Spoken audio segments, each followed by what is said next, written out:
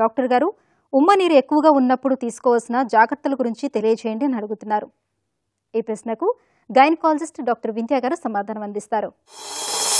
యాక్చువల్గా ఉమ్మనీరు ఎందుకు ఎక్కువగా ఉందనేది ముందు మనము రీజన్ తెలుసుకోవాలమ్మా. ఎన్నో నెలలో మీకు ఉమ్మనీరు ఎక్కువ వచ్చింది అనేది కూడా ఇంపార్టెంట్.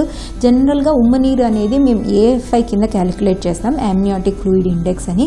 అది ఒకవేళ 15 కన్నా ఎక్కువ ఉంటే జస్ట్ ఇంక్రీజ్ ఉంది అని చెప్తాం. 25 కన్నా ఎక్కువ ఉంటే అది పాలీహైడ్రామియాస్ అని చాలా ఎక్కువ ఉంది ఉమ్మనీరు అని చెప్తాము. కొంతమందికి బేబీలో ప్రాబ్లం వల్ల ఉమ్మనీరు ఎక్కువ రావచ్చు, కొంతమందికి మదర్లో ఏమన్నా కాంప్లికేషన్స్ ఉంటే ఉమ్మనీరు ఎక్కువ రావచ్చు. బేబీలో ఏమైనా అవయవ లోపాలు ఉన్నా, లేకపోతే హార్ట్లో ప్రాబ్లమ్స్ ఏమన్నా ఉన్నా, గ్యాస్ట్రిక్లో ఏమన్నా ప్రాబ్లం ఉన్నా, అంటే వెన్నెముక్కలో ప్రాబ్లం ఉన్నా, వీటిలో కూడా వచ్చే అవకాశం, ఉమ్మనీరు వచ్చే అవకాశం ఉంటుంది.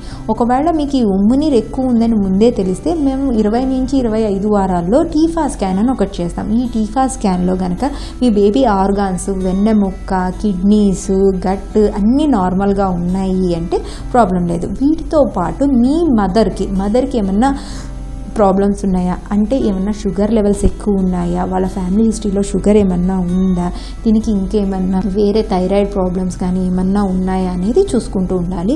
జనరల్గా షుగర్ లెవెల్స్ ఎక్కువ ఉంటేనే మనకి అన్కంట్రోలబుల్ డయాబెటీస్ అంటాము. డయాబెటీస్ కూడా ముందు డయాబెటీస్ ఉండొచ్చు, ప్రెగ్నెన్సీలో డయాబెటీస్ రావచ్చు. జనరల్గా ముందు డయాబెటీస్ ఉన్న వాళ్ళకి, జెస్టేషనల్ డయాబెటీస్ అంటే ప్రెగ్నెన్సీలో డయాబెటీస్ ఉన్న వాళ్ళకి కొద్దిగా ఎక్కువ వచ్చే అవకాశం ఉంటుంది. పాలీహైడ్రామియాస్ ఎక్కువ వస్తాయి.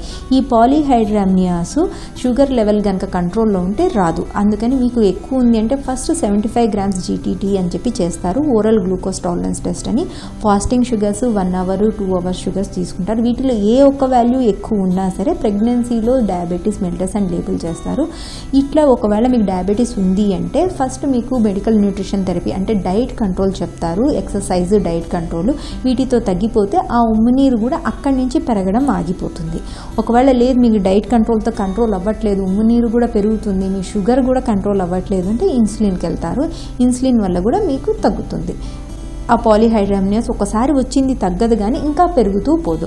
మీకు పాలీహైడ్రామియాస్ ఉండడం వల్ల తల్లికి కొన్ని రకాల కాంప్లికేషన్స్ ఉంటాయి. ఒకవేళ మరీ ఎక్కువ అయిపోయాయి అనుకోండి ఉమ్మనీరు, ఊపిరి తీసుకోవడం కష్టం అవుతుంది. ఇంకొకటేమో బేబీకి డెలివరీ టైంలో తల కాకుండా వేరే ఆర్గాన్ ఏదైనా ఉండే అవకాశం ఉంటుంది. నార్మల్ డెలివరీ అయ్యే అవకాశం కొద్దిగా తగ్గుతుంది.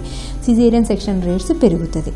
ఒకవేళ నార్మల్ డెలివరీ అవుతున్నారనుకోండి, సడన్గా ఉమ్మనీరు పోయేసరికి మాయ సపరేట్ అయ్యే అవకాశం ఉంది, లేకపోతే ఈవెన్ బుడ్డు తాడు కింద వచ్చే అవకాశం ఉంటుంది. ఇది అందరికీ కాదు, కొంతమందికి ఇలా కాంప్లికేషన్స్ వచ్చే అవకాశం ఉంటుంది. వాళ్ళ షుగర్ కూడా ఎక్కువ ఉంది అంటే బేబీ వెయిట్ కూడా చాలా ఎక్కువ వస్తుంది. అట్లాంటి వాళ్ళల్లో నార్మల్ డెలివరీలో చాలా కాంప్లికేషన్స్ కావచ్చు, సిజేరియన్ డెలివరీలో బ్లీడింగ్ ఎక్కువ అవ్వచ్చు, ఎక్స్టెన్షన్ కావచ్చు, ఇంకా పోస్ట్ ఆప్గా కూడా ఈ షుగర్ వల్ల ప్రాబ్లమ్స్ వచ్చే అవకాశం ఉంది. కాబట్టి పాలీహైడ్రామియాస్ వచ్చాయి అంటే మీరు తీసుకునే జాగ్రత్తల కన్నా ముందు అసలు మీలో ఏ ప్రాబ్లం వల్ల వచ్చింది అనేది చూడండి. ఒకవేళ ఏ ప్రాబ్లం లేకుండా ఉంటే ఇడియోపతిక్ పాలీహైడ్రామియాస్ అంటాం, అంటే ఏ కాజ్ లేకుండానే మీకు పాలీహైడ్రామియాస్ ఉన్నాయి అని అర్థం. అట్లాంటి వాళ్ళకి ఏ రేంజ్లో ఉందా, అంటే మైల్డ్ ఉందా, కొద్దిగా ఉందా, ఎక్కువ ఉందా, చాలా సివియర్ ఉందా అనేది చూస్తారు.